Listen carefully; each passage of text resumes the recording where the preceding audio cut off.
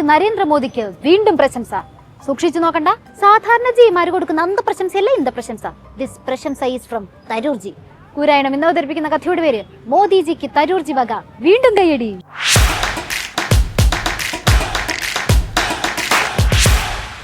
എന്താണ് കോൺഗ്രസിനകത്തൊരു ശാന്തിയും സമാധാനവും? എല്ലാം ഇപ്പൊ ശരിയാക്കി തരേണ്ടത് പറഞ്ഞിട്ട് തരൂർജി പ്രധാനമന്ത്രിനെ വീണ്ടും പൊക്കി പറഞ്ഞിട്ടുണ്ട്.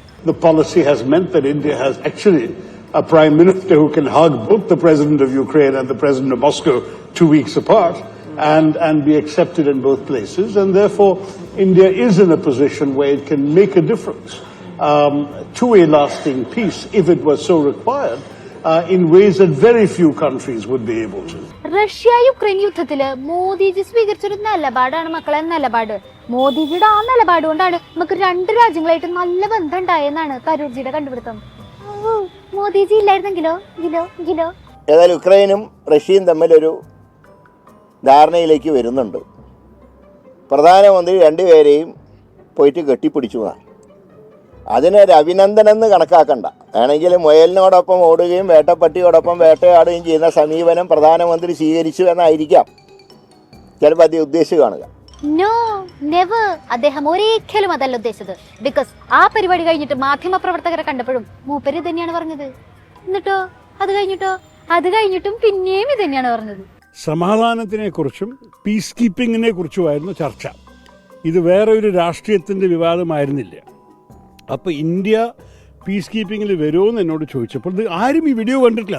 അതാണ് ഒരു ഇറിറ്റേഷൻ. ഒരു വാചകം ആൾക്കാർ എടുത്തിട്ട് വിവാദം ഉണ്ടാക്കിയിരിക്കുകയാണ്. ഈ ചർച്ചയിൽ നോക്കൂ എന്താ ചോദ്യം വന്ന എന്താ മറുപടി ആയിരുന്നു. എന്ത് ചെയ്യാൻ തരൂർജിയുടെ ഈ സമാധാനം കണ്ടുപിടുത്തം കാരണം കോൺഗ്രസ് നേതാക്കളുടെ ഒക്കെ സമാധാനം പോയില്ലേ? ഇപ്പൊ നമ്മളെന്തെങ്കിലും ചോദിക്കുമ്പോഴത്തേക്കും അവരൊക്കെ കൊഴിഞ്ഞു മാറുകയാണ്. ഞാനത് കേട്ടിട്ടില്ല, ഞാനത് വിലയിരുത്തിയിട്ടില്ല. അത് മാത്രമല്ല, അങ്ങനെ പറഞ്ഞെങ്കിൽ തന്നെ അത് പാർട്ടി വിലയിരുത്തി പാർട്ടിന്റെ ഭാഗത്ത് നിന്ന് അതിന് നേരെയുള്ള ഒരു പ്രതികരണം ഉണ്ടാവും. നിങ്ങൾ എന്തിനാണ് ഈ പേടിച്ചോർണത്? നമ്മുടെ രാഹുൽ ഗാന്ധിക്ക് മോദിജിയുടെ ഈ നിലപാടിനോട് യോജിപ്പല്ലേ? തരൂർജി പറഞ്ഞത് കേട്ടില്ലേ? ഈ നിലപാടിനോട്, അതായത് മോദിജിയുടെ കേന്ദ്രത്തിന്റെ ഈ നിലപാടിനോട് രാഹുൽ ഗാന്ധിക്ക് സന്തോഷമേ ഉള്ളൂന്ന്. സത്യത്തിൽ ഈ പ്രസ്താവന രാഹുൽ ഗാന്ധിയുടെ മുഖത്തേറ്റ ഒരടിയാണ്. അദ്ദേഹം പറഞ്ഞിരിക്കുന്ന വസ്തുത രാഹുൽ ഗാന്ധി ഇത്രയും കാലം പ്രചരിപ്പിച്ചുകൊണ്ടിരുന്ന വ്യാജ നെറേറ്റീവിനെതിരായിട്ടുള്ള ശക്തമായിട്ടുള്ള വാദമാണ്. എന്താണ് സുരേന്ദ്രൻജി മുഖത്തൊരു സന്തോഷ കൂടുതല്? തരൂർജി ഇടയ്ക്കിടയ്ക്ക് മോദിജിനെ പൊക്കി പറയണതില് നിങ്ങൾക്ക് നല്ല സന്തോഷം ഉണ്ടല്ലേ? ഇനി നിങ്ങളുടെ സ്ഥിരം ഐഡിയ പുറത്തെടുത്തോ, തരൂർജിനെ തിരിച്ചു പൊക്കി പറയാൻ. ശശി തരൂർ ഒരു സത്യം പറഞ്ഞു.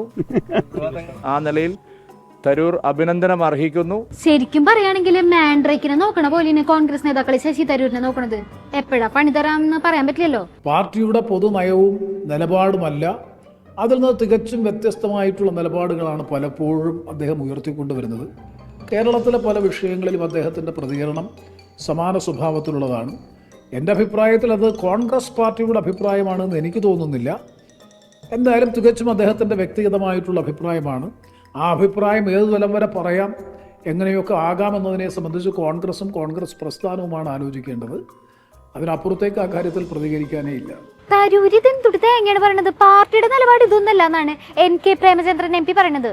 ദാറ്റ് മീൻസ് പാർട്ടിയിലെ ഘടക കക്ഷികൾക്കും തരൂരിന്റെ പോക്ക് തീരെ പിടിക്കണില്ല എന്ന് സാരം.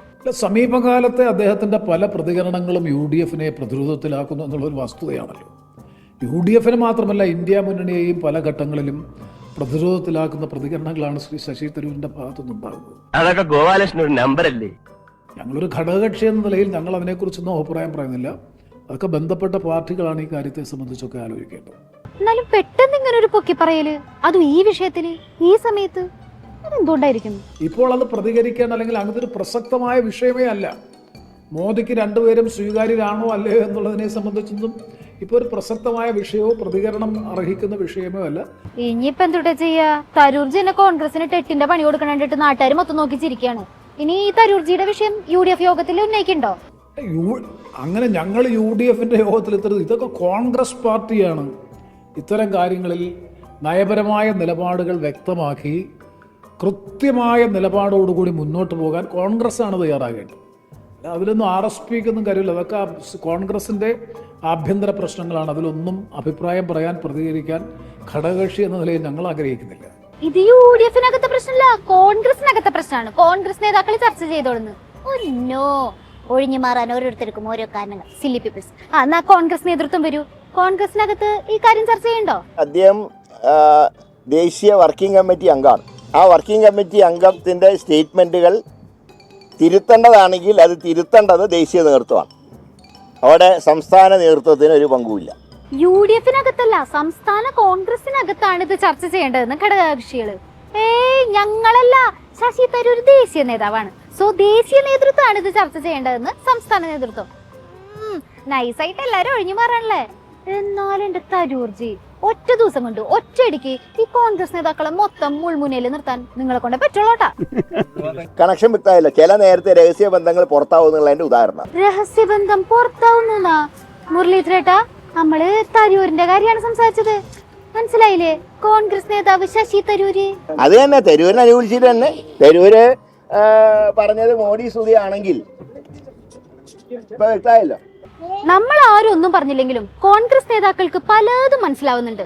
ശശി തരൂര് രാഷ്ട്രീയത്തിനപ്പുറം സത്യം പറഞ്ഞതാണോ അതോ സത്യത്തിനപ്പുറം രാഷ്ട്രീയം പറഞ്ഞതാണോ എന്നാണ് ഇനി അറിയേണ്ടത്.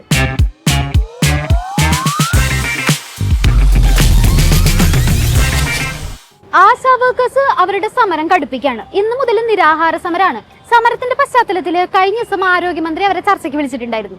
ആസ് യൂഷ്വൽ ചർച്ച പരാജയപ്പെട്ടു. സ്വാഭാവികം. ഇതില് ഇത്രയും ഏറ്റവും നല്ലൊരു നിലപാടെടുക്കുന്ന ഒരു സ്റ്റേറ്റ് കേരളമാണ്. നമ്മളപ്പോ അതിന്റെ ഒരു പ്രോഗ്രഷൻ നോക്കിയാൽ കാണാനായിട്ട് സാധിക്കും. ശരിയാ, അത് നമ്മൾ കാണുന്നുണ്ട്. അല്ല, ആശമാർ ഇത്രയ്ക്ക് അടിപൊളിയായിട്ട് ട്രീറ്റ് ചെയ്യുന്ന സംസ്ഥാനമായിട്ടും ചർച്ചകൾ ഇങ്ങനെ പരാജയപ്പെട്ടു പോണത് എന്തുകൊണ്ടാ മിനിസ്റ്ററെ? ശരിക്കും നിങ്ങൾ അവിടെ എന്തുട്ടാ ചർച്ചിക്കണേ? ചർച്ചയ്ക്കുള്ളിൽ നടന്നതാണ്. ആ ചർച്ചയുടെ ഫലമായി ഞാൻ അവരോട് അഭ്യർത്ഥിച്ചു, നിങ്ങൾ ഈ സമരത്തിൽ നിന്ന് പിൻവാങ്ങണം. പക്ഷെ അവർ അംഗീകരിച്ചില്ല, അപ്പൊ പരാജയപ്പെട്ടു. ആശാ വർക്കേഴ്സിനെ ചർച്ചയ്ക്ക് വിളിച്ചു. എന്നിട്ട് പറഞ്ഞു നിങ്ങളുടെ ആവശ്യങ്ങളൊന്നും അംഗീകരിക്കാൻ പറ്റില്ല, പക്ഷെ സമരം നിർത്തണമെന്ന്.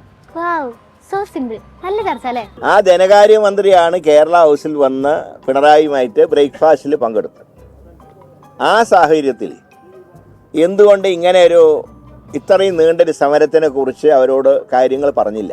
അയ്യടാ, മുഖ്യമന്ത്രിയും കേന്ദ്ര ധനമന്ത്രിയായിട്ടുള്ള കൂടിക്കാഴ്ചയിൽ ആശാ വർക്കേഴ്സിന്റെ കാര്യം പറയാനാ?